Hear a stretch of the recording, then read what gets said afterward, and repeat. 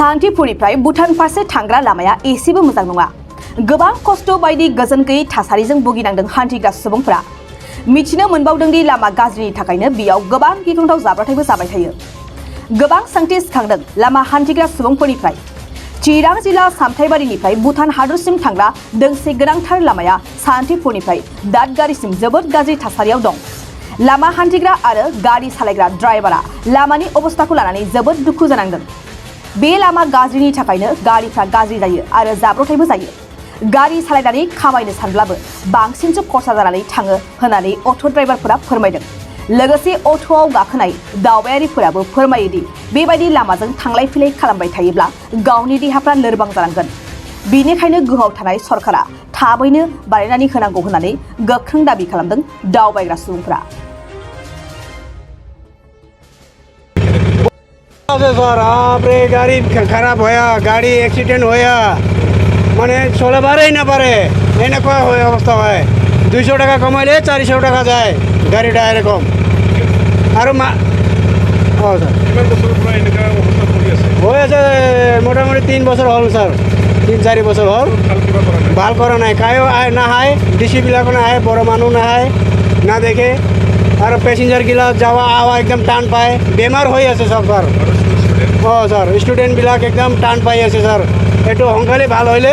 আমার সবে ভাল হবে স্যার কোন জায়গার পুরো কোন দিকে যায় দাঁতগাড়ি পুরো স্যার শান্তিপুর লোকাই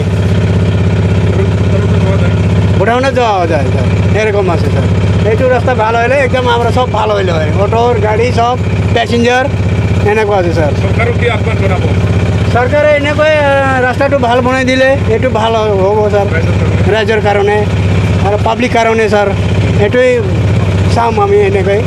एटोई खुजी आसो सर एटोई सर আছে মিঠাইডিগৰ পৰা আইছো ক'ত যাবা কিবা দাঁতগাড়ী লেকে যাম মাত্ৰ ৰাস্তাৰ অৱস্থা কেনেকৈ একদম বেয়া একেবাৰে বেয়া ইমানে বেয়া পেট বিষাই গৈছে আমাৰ গাড়ী চলাই আহি পেলাই পেট বিষাই গৈছে পুৰা কমৰ কি আহ্বান জনাব ৰাস্তা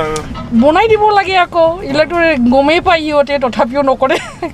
আমি কিন্তু কৰিলে ভাল হয় আৰু আমাৰো একদম অহা যোৱা কৰি থাকিব লাগে এনেকুৱা কিবা আনিব যায় দাঁতগাড়ী বাইদেউ দাঁতগাড়ী আমাৰ খেতি আছে সেইটো চাব যাওঁ আৰু পাৰিলে ভূটান অলপ চাই আহিম এনে খোলা হৈছে ন এতিয়া কষ্ট চলাত বহুত কষ্ট পাইছে বহুত কষ্ট কিমান কিলোমিটাৰ ৰাস্তা আছিলে এইটো সেইটো 15-17 এনেকুৱা হয় নেকি ইমানটো ভালকে নাজানো মই তো কিমান কিবা লাগে কিমান ঘণ্টা লাগে এতিয়া 1 ঘণ্টা 1 ঘণ্টাটো নালাগে এনে 40 মিনিটৰ এনেকুৱা আহি পৌঁছে 1.5 ঘণ্টাই হৈছে বোধহয় আমাৰ এনেকুৱা ঠিক আছে বাইদেউ তো ভাল নাই আৰু ভাল লাগে সরকার হইতে আমাক কবা লাগে আর কি কিমান কষ্ট হয় আহা যাহা এখন এই যে বুকটা বিহাই আছে বেমারে হয় এই জাম আহিম বেমারে হব সেলেক্ট আৰু বেমাৰ সেমাৰ হৈ যোৱাৰ অৱস্থা কেনেকৈ বেমাৰী মানুহ হস্পিটেলত লৈ যোৱাৰ কেনেকৈ এই ডেলিভারি কেস নিয়া যাওয়া না যায় আর আনা না যায় আর বেমারি সিরিয়াস বেমারি লগে গেলে এতেই মরে রাস্তাতেই মরে এনেকুৱা হৈছে অৱস্থাটো কিমান বছৰ হৈছে এই 4-5 বছৰ হ'ল এনেকুৱাই হৈছে এটুই লাগে রাস্তাটো ভাল হইলে আমার ভাল कौन जाने ऐसे हम बोंगाईगांव से आए भूटान जाने के लिए यार रास्ता का हालत कैसा लगा रास्ता शांतिपुर से तो बहुत बेकार है बहुत ही ज़्यादा ही बेकार है हाँ तो अब क्या कहना चाहेंगे सरकार को कहेंगे ये रास्ता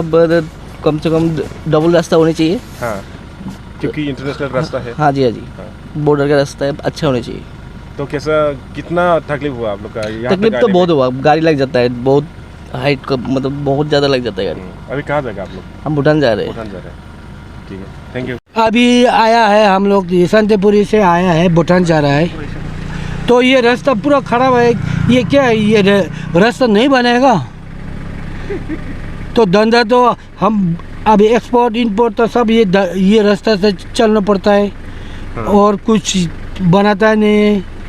क्या तकलीफ होता है आप लोग का रास्ता है सब तकलीफ है साहब जी क्योंकि राशन इधर से लेके जाना पड़ता है और एक्सपोर्ट ऊपर से बोतल से पत्थर गिट्टी सब नीचे एक्सपोर्ट करना पड़ता है सरकार को क्या कहना चाहेंगे आप क्या अपील करेंगे